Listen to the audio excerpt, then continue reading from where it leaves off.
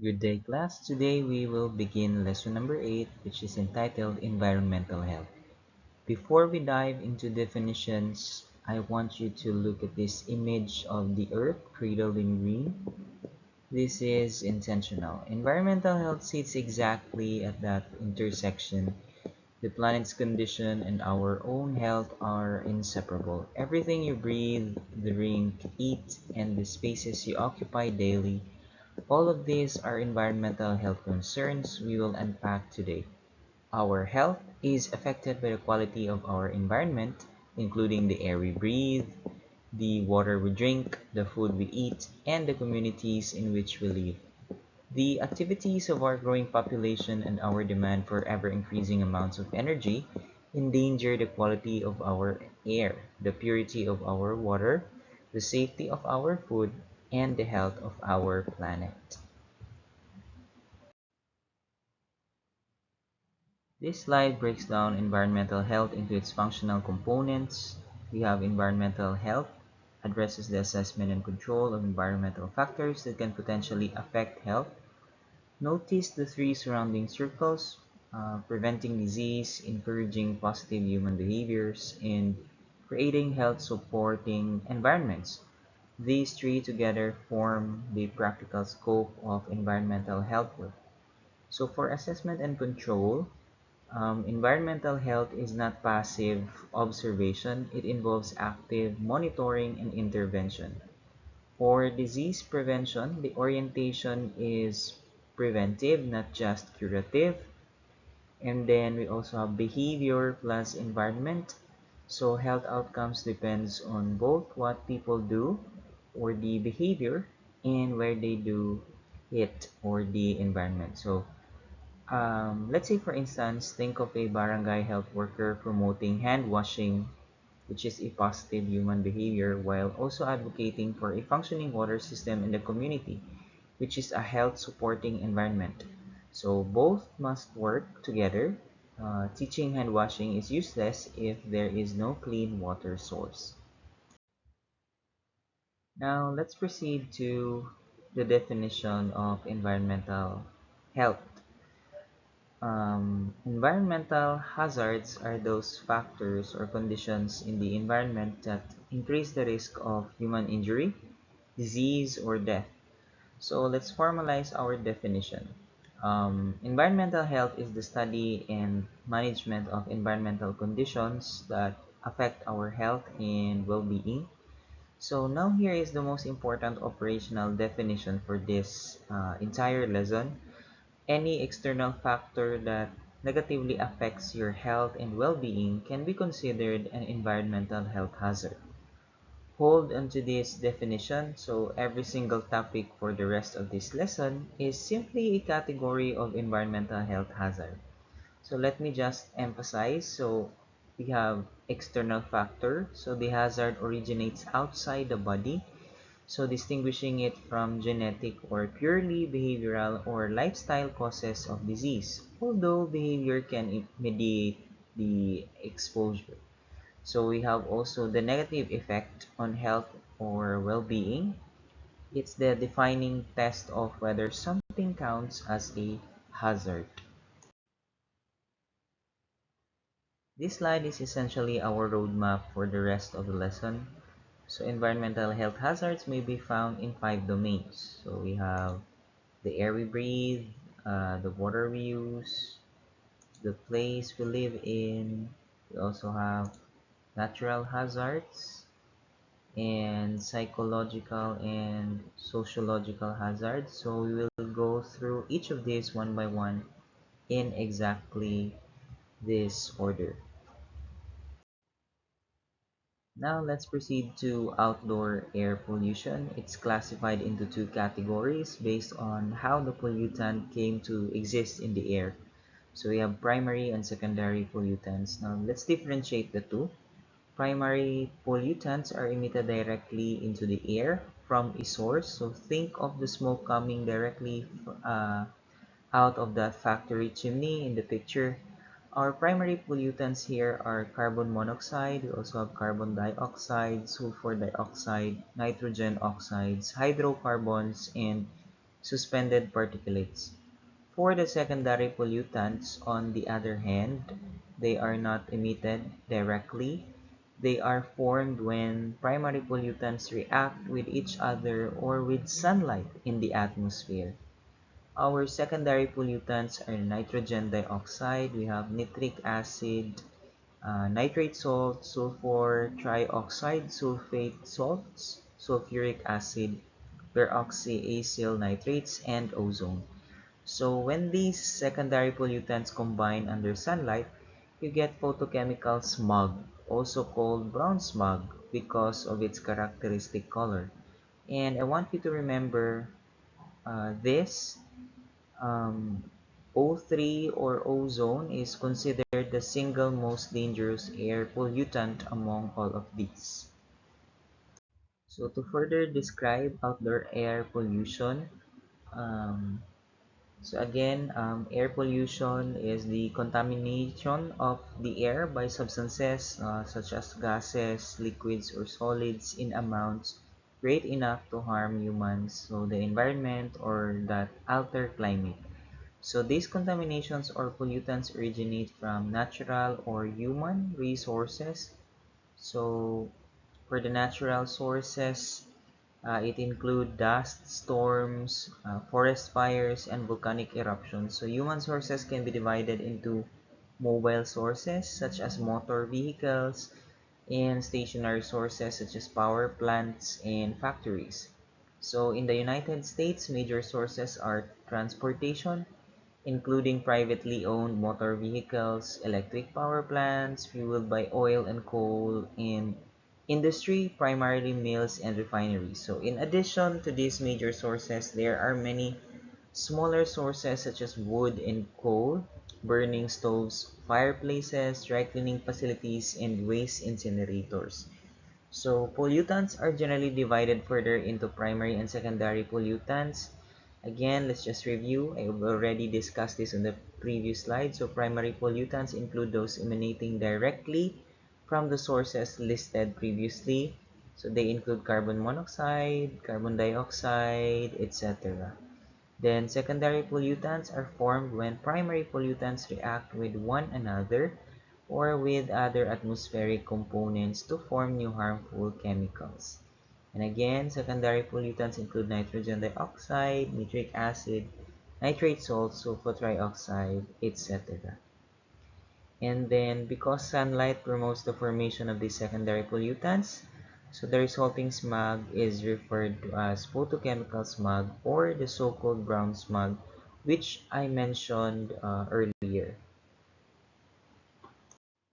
Okay, so now that we know that these pollutants are how they are regulated, in the US model that this textbook table is based on the Clean Air Act or the CAA, established National Ambient Air Quality Standards or the NAAQSS, which are enforced by the Environmental Protection Agency or the EPA. So the pollutants specifically regulated under this law are called criteria pollutants, and the tool used to communicate daily air quality to the public is the Air Quality Index or the AQI. So that's the same color-coded index you may have seen on weather apps, from green for good air quality app to red, purple, or maroon for hazardous levels. So steady deterioration of air quality in the 1950s and 1960s led to the nation's first serious attempt to regulate air pollution, the Clean Air Act of 1963. Then the 1970 amendments to the CAA provided the first comprehensive approach to dealing with air pollution nationwide. So we have three significant components of these amendments were emission standards for automobiles, emission standards for new industries, and ambient air quality standards for urban areas. Then the latter are known as the National Ambient Air Quality Standards or the NAAQSS. So the U.S. Environmental Protection Agency or the EPA is the federal agency which is primarily responsible for setting, maintaining, and enforcing environmental standards. So basically, the EPA sets limits on how much of a pollutant can be in the air anywhere in the United States. So the air pollutants of greatest concern in the US are called criteria pollutants. So these are sulfur dioxide, carbon monoxide, nitrogen oxides, ground level, ozone, respirable particulate matter, and as well as lead.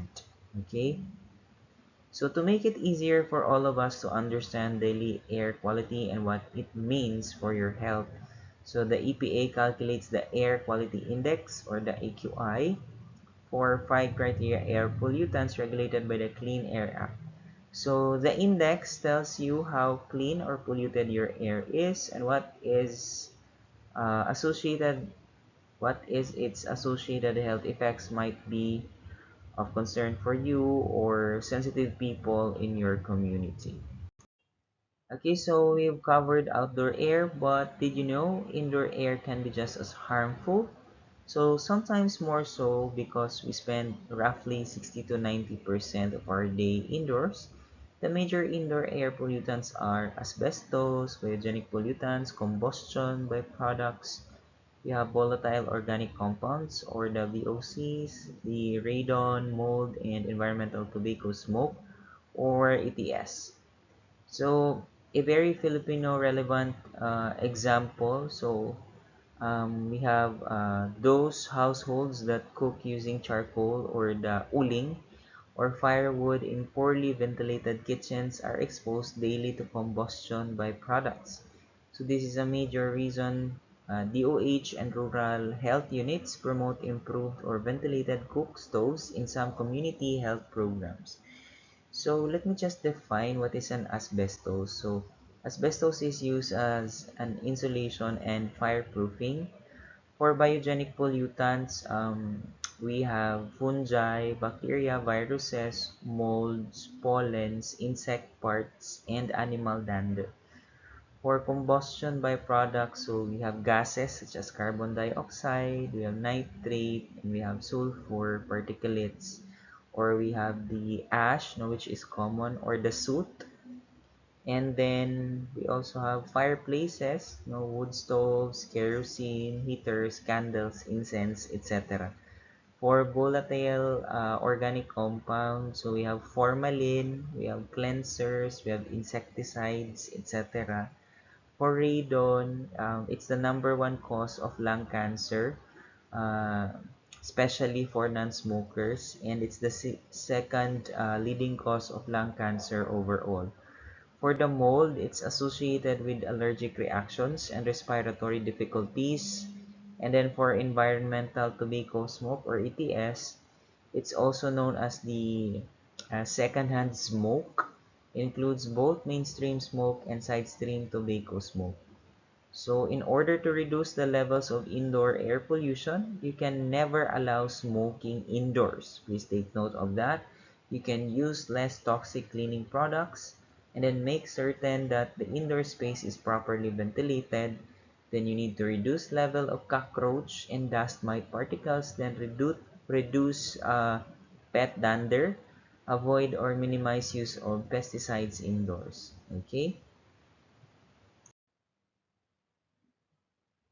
So how do we protect indoor air quality? First, let's talk about sick building syndrome. This is when the air quality in a building produces non-specific signs and symptoms of ill health in the people who work or live there. Think headaches, fatigue, irritated eyes, but no single clear diagnosis. It's the building itself that is making people sick. So the solution has been engineering controls, electronic controls, and more efficient filtration, heating, and cooling systems have enabled the ventilation rate of 20 cubic feet per minute to be reinstated as a minimum standard. Second, there's the policy side. The smoke-free challenge refers to uh, comprehensive legislation prohibiting smoking in all public places and workplaces. So because we spend 50% to 90% of our time indoors, One, we need to take measures to protect the quality of our indoor air. The energy crisis of the 1970s led to a conservation movement that included reducing the ventilation rate in the building. So the accepted rate was reduced from 20 cubic feet per minute to 5 cubic feet per minute as a cost savings and energy savings measure. So this reduced ventilation resulted in the creation of tight buildings which came to be known as sick buildings as reports of illness traced to such buildings increased. So sick building syndrome refers to a situation in which the air quality in a building produces non-specific signs and symptoms of ill health in the building occupants. Okay, so let's move on to water. Looking at this cross-section diagram, water comes from two main sources. First, surface water. This is water found on the Earth's surface, such as rivers, lakes, reservoirs. Second, groundwater. This is water found beneath the Earth's surface, stored in what we call an aquifer, which is essentially an underground layer of rock or sediment that holds and transmits water. Notice in the diagram how rain falls. Some runs off into the surface water and some percolates down through soil layers to recharge the groundwater and aquifer below. So, clean, uncontaminated water is essential for life and health. In many regions of the world, such as parts of Asia and Africa, the scarcity of potable water limits development and challenges health. Furthermore, lack of basic sanitation, including the inability to properly treat wastewater, has immediate and dire health consequences. Consumption of polluted water can result in outbreaks of such waterborne diseases as cholera, typhoid, fever, dysentery, and other gastrointestinal diseases. Worldwide, such diseases are responsible for 1.5 million deaths every year. Most of those affected are children in developing countries. So in 2010, more than one-third of the world's population, or 2.5 billion people, lived without proper sanitation, and 11% of the world's population, or 783 million people, had no access to clean drinking water. So we acquire water for our domestic, industrial, and agricultural needs from either surface water or groundwater. So water in streams, rivers, lakes, and reservoirs is called surface water.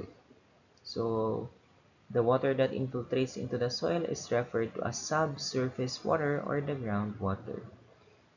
So groundwater that is not absorbed by the roots of vegetation moves slowly downward until it reaches the zone of soil completely saturated with water referred to as an aquifer.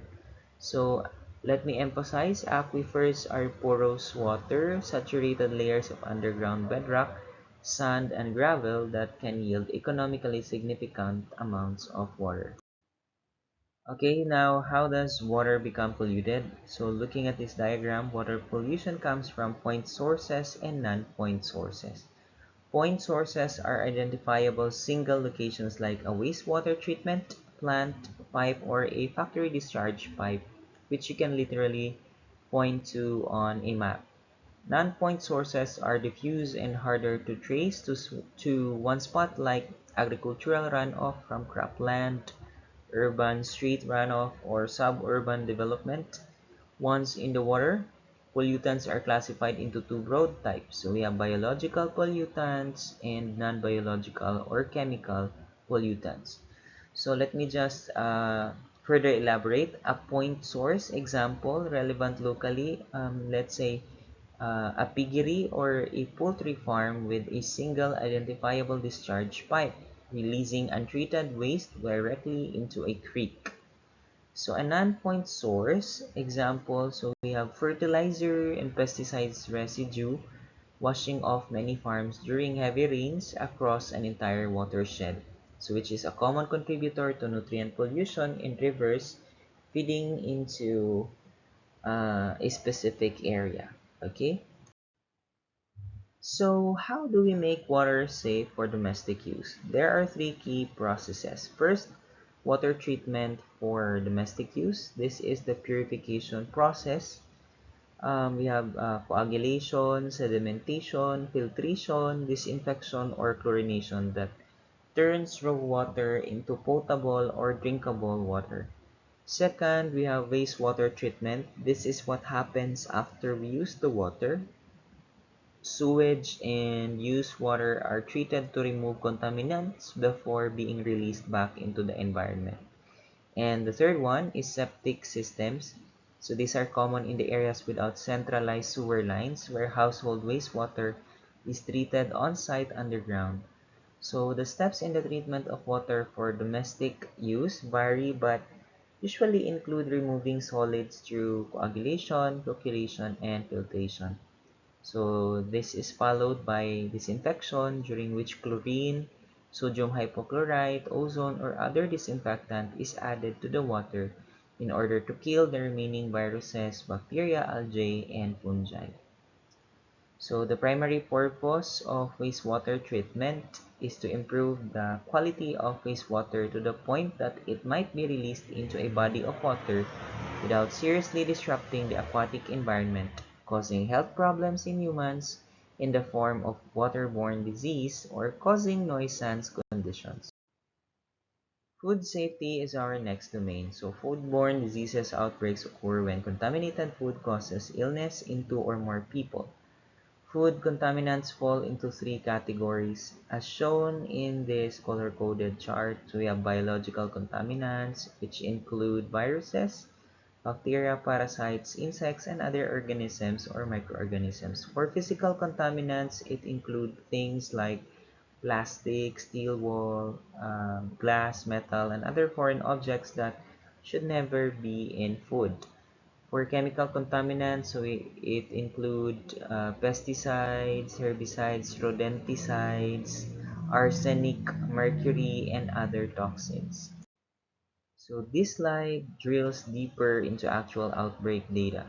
Knowing which pathogen and food combinations make people sick is important for prevention because they help identify which food got contaminated and what actions are needed to make it safe.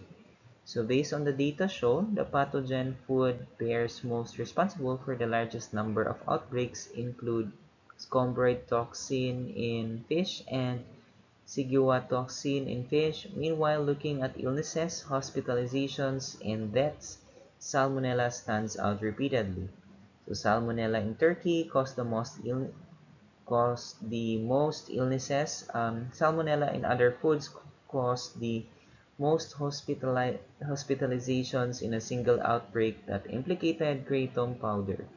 And Salmonella in fruits caused the most deaths. So this reinforces a key food safety principle.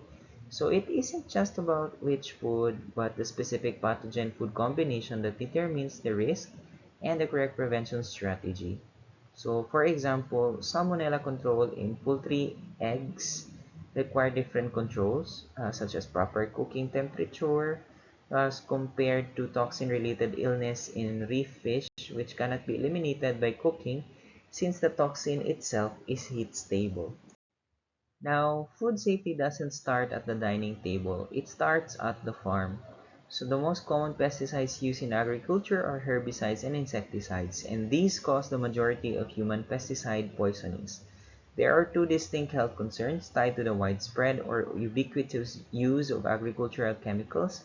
First, the risk of unintentional poisonings at the locations where these chemicals are stored and used, meaning farm workers themselves are at risk. And second, the risk that pesticide residues reach food workers and consumers further down the supply chain. So picture a banana plantation worker here in Davao, so a major banana exporting region. So involved in aerial or manual pesticide spraying, so this worker faces direct occupational exposure risk.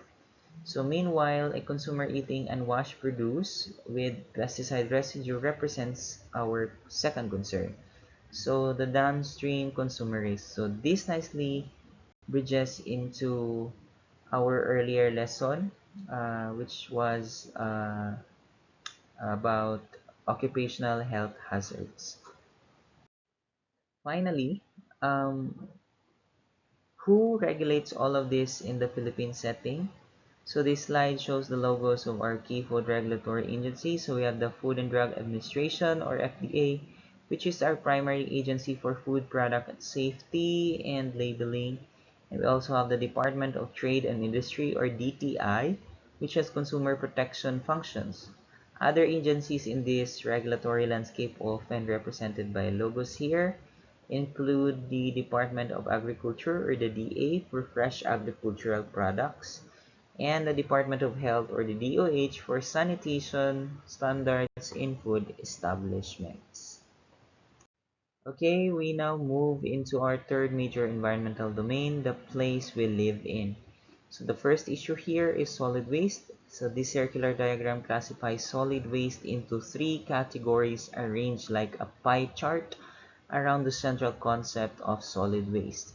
So first, domestic solid waste. This includes waste paper, waste glass, and waste plastic generated from households. Second, agricultural solid waste. This includes corn cobs, chicken feather, date palm fibers, and similar farm-generated waste.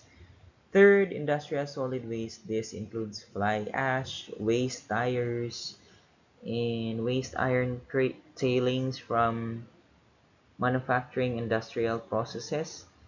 So, in a typical household here in Davao, domestic solid waste is what goes into your barangay's garbage collection, such as food wrappers or bottles.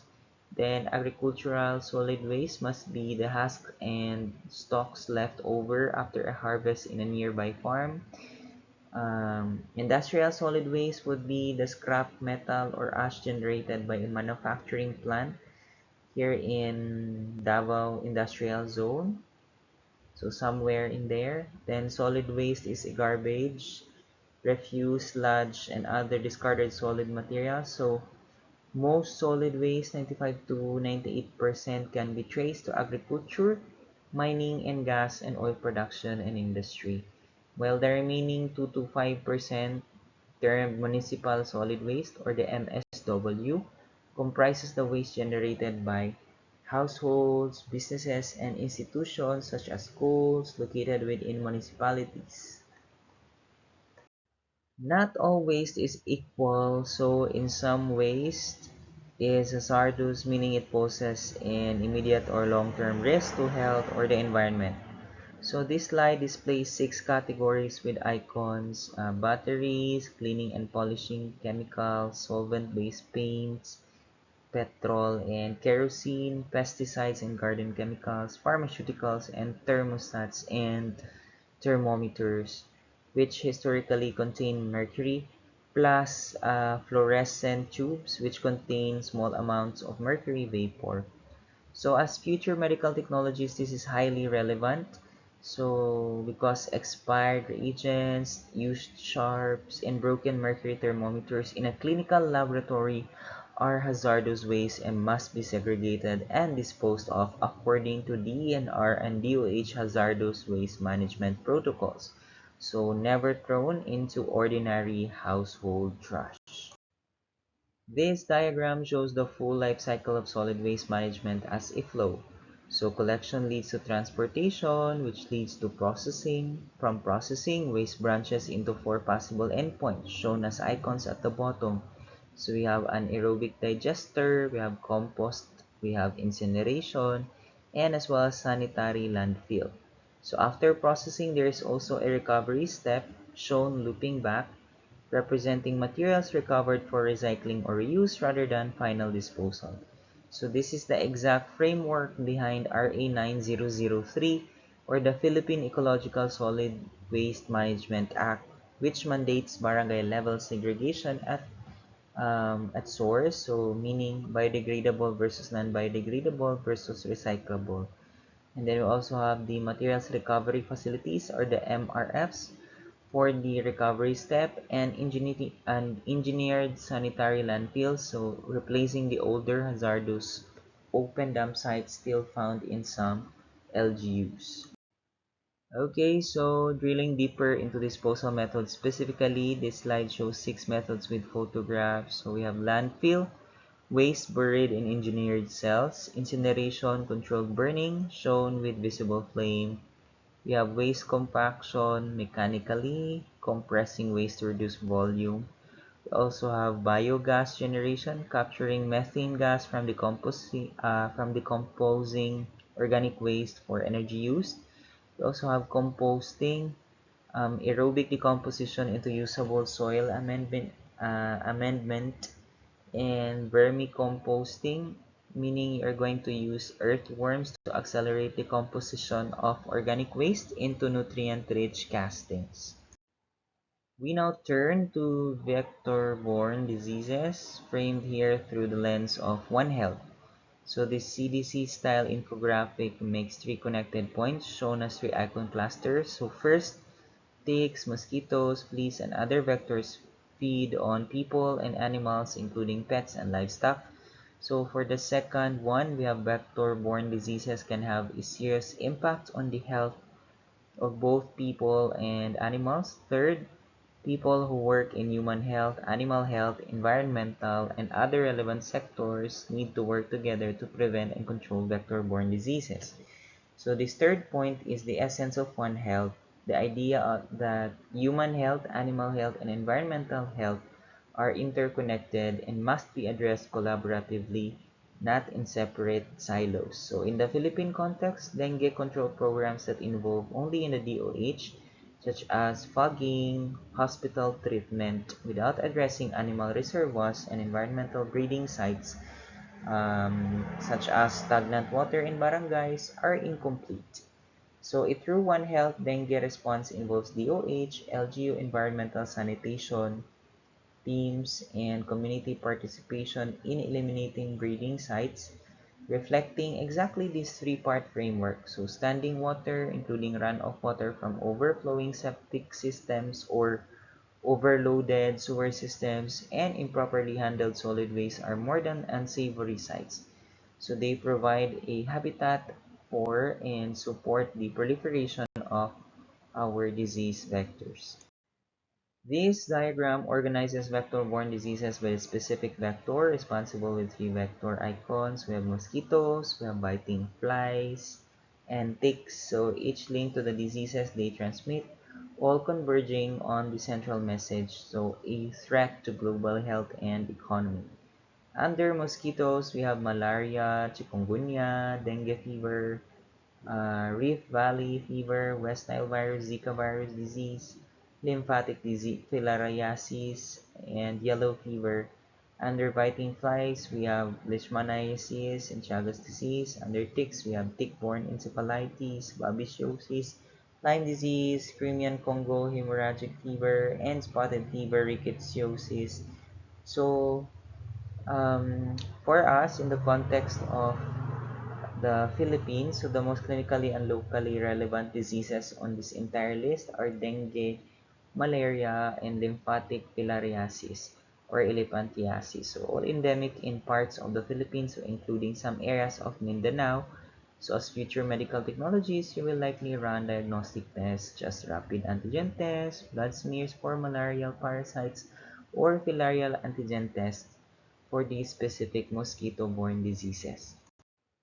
So how do we actually control vector-borne diseases? So this diagram places a crossed-out mosquito over vector symbol at the center with 5 surrounding control strategies, each connected by arrows. So we have environmental control, mechanical control, chemical control, vaccination, and biological control.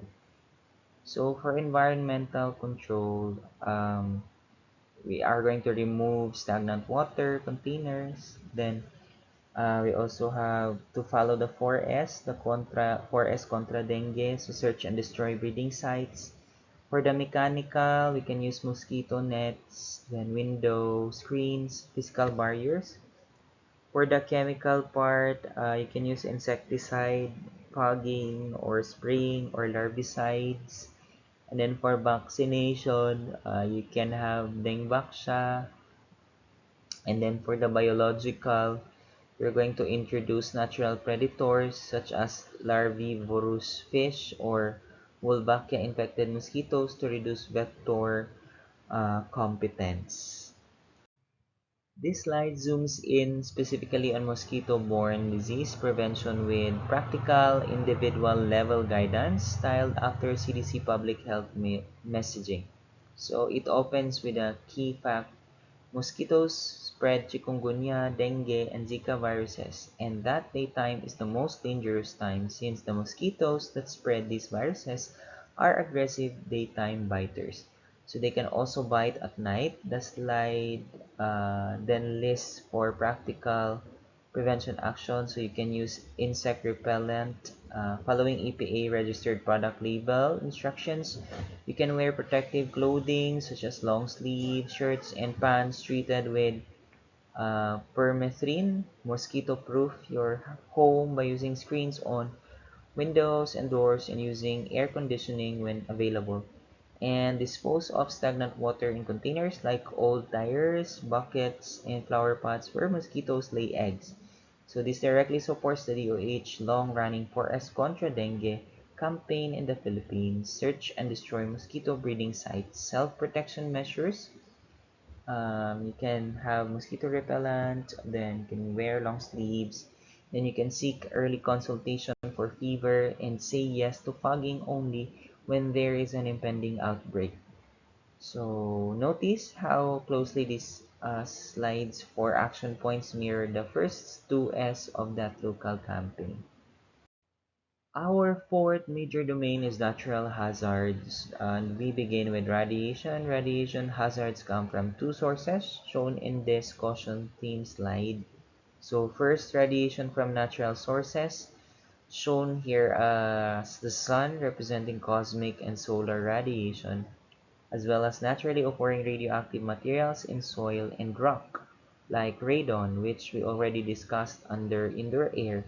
Second, radiation from human-made sources, shown here with medical imaging equipment representing X-ray machines and CT scanners, which are deliberately engineered sources of ionizing radiation used for diagnostic purposes. So, to define radiation, it's the process in which energy is emitted as particles or waves. Heat, sound, and visible light are examples of long wavelength, low energy radiation.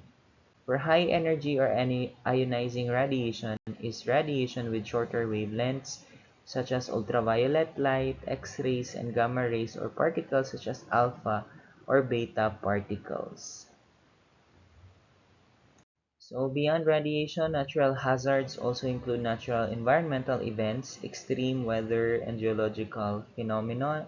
Uh, this slide presents 9 such events. So we have tornado, flood, storm, natural wildfire, earthquake, drought, tsunami, landslide, typhoon, volcano, ice storm, sinkhole.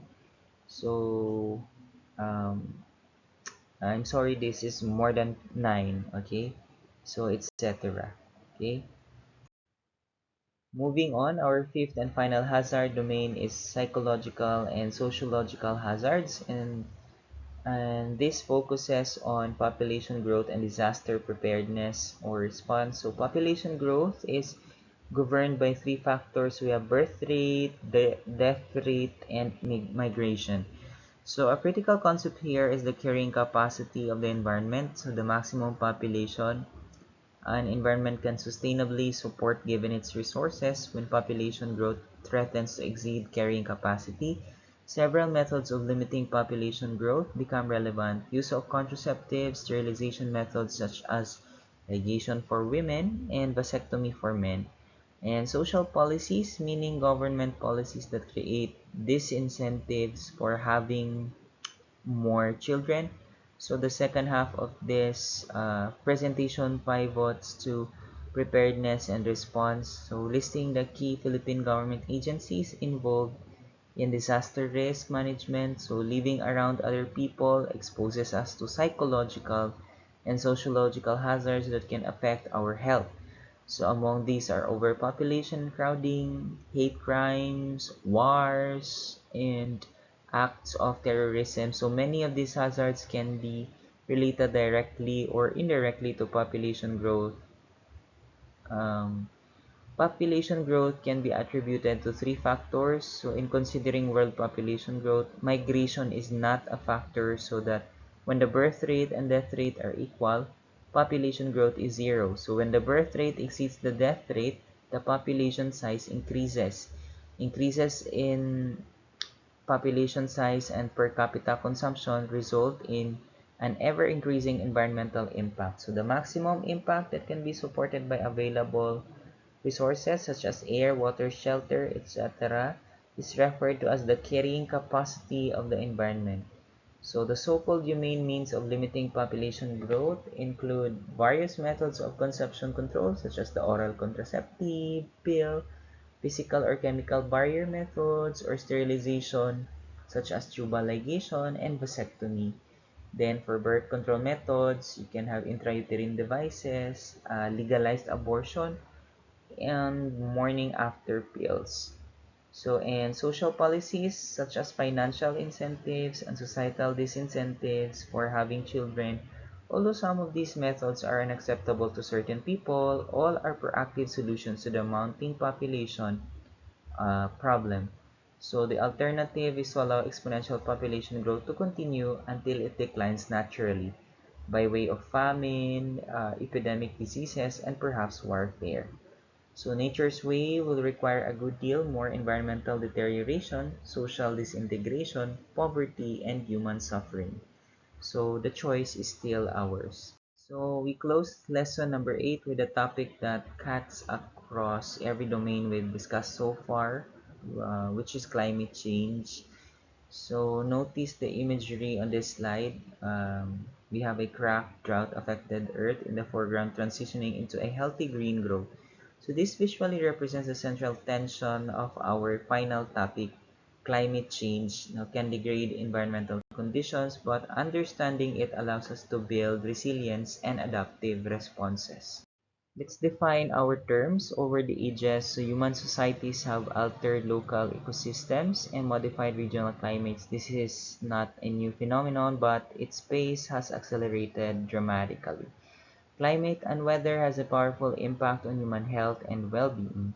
And critically, the recent rapid increase in population size, energy, um, consumption, intensity of land use, and then we also have international trade and travel and other human activities has an impact on the health of the population.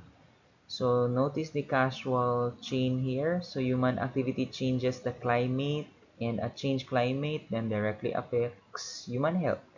So locally converting forested watersheds in, let's say for instance, in Davao region into an agricultural or residential land.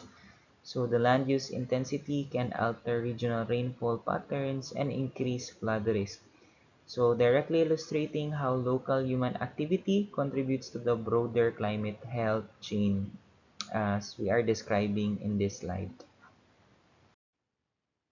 So this slide gives us hard data to make climate change tangible rather than abstract. So abnormally high temperatures in Europe in the summer of 2003 were associated with at least 27,000 deaths. This was largely due to heat stress among elderly and vulnerable populations during an extreme prolonged heat wave.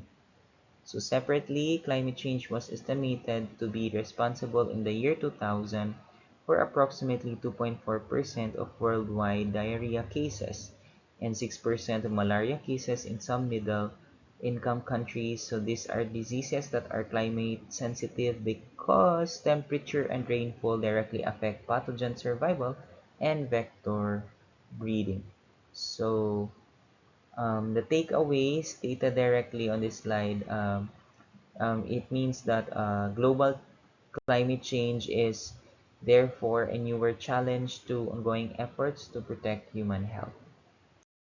Finally, let's summarize the specific mechanisms by which climate change impacts health as listed on this slide. So first, certain infectious diseases, for example, salmonellosis, peak in the warmer months, meaning rising temperatures can lengthen or intensify seasonal disease peaks.